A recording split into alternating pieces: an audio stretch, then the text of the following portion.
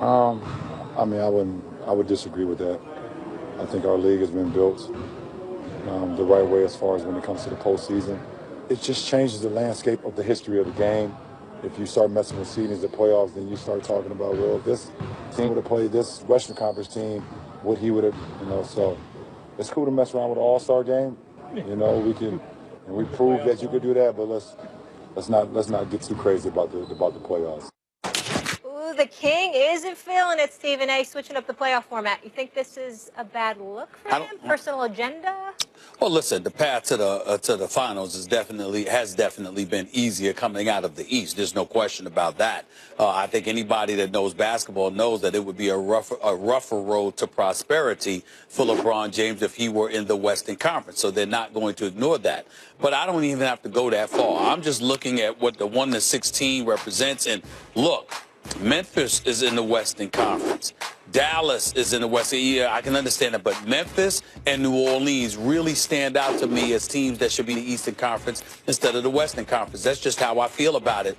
Having said all of that, you know what? It is what it is. The road to prosperity would be easier staying in the East. So it's advantageous for him to say that. But I'm not going to act like he's scared. LeBron's biggest fan now, Max Kellerman. Yeah, I'm not his biggest fan. I'm just honest about it.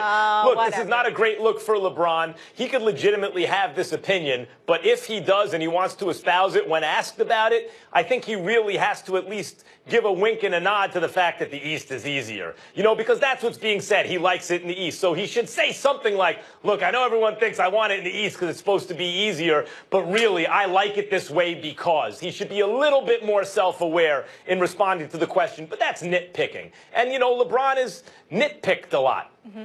No, but you're right. At least he was honest on that. It wasn't passive-aggressive. But time now for Final Take. Max, please take us home. You are so disrespectful. He is going to fall off a cliff. Shut the hell up. That's not even close to my best. They're wrong. And I don't give a damn that they agree with me or not. If watching sports is how you get through life, and if it isn't, I don't think we've met. The last few days have been rough. Since All-Star break, the most consequential action in my normal sports rotation, my options that I watch, was Mel Kiper Jr. changing his mind about Josh Rosen. But in every crisis, there's an opportunity, or in the words of Homer Simpson, a crisatunity. And I believe I have come upon a cure for the dog days of midwinter. Yankee spring training, Max? I like how you think, but no.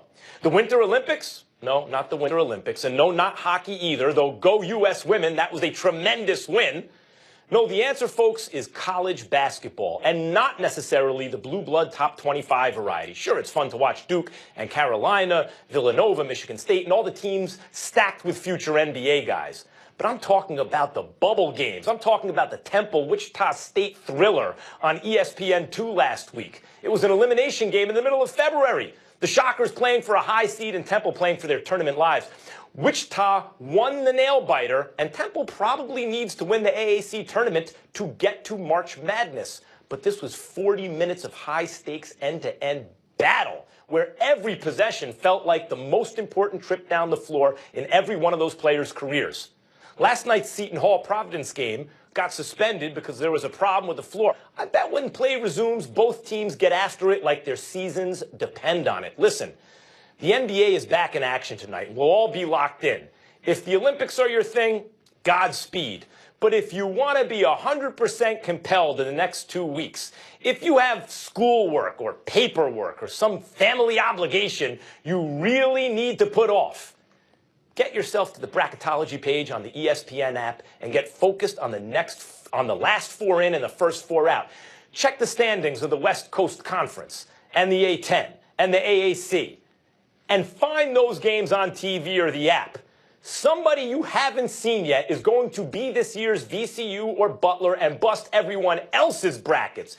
You'll have a great time watching these teams get to the big dance, and you'll be the genius who knew which mid-majors going to the Elite Eight. You're welcome. For more Final Take, check out our YouTube page. That's where they all live. Leave your comments there. I'm a big fan of the app myself as well. I like college basketball, especially when UConn's good. Been a while. I can't wait until March Madness. It's the best. It's the best. I love it. We got some good stuff tonight, though. Cavs, Warriors, both will be on the floor in action, so we'll get into all of that tomorrow. You guys ready to see these new look Cavs? I can't wait. They gonna keep it up? I can't wait for the stretch run. It's on and popping now. I'm with it. Yeah, this is where it starts to matter. No question. It's good to have you in studio, Steve and I. I'll see you in a few weeks. Thank Max, have a good one. Bye. All ESPN coverage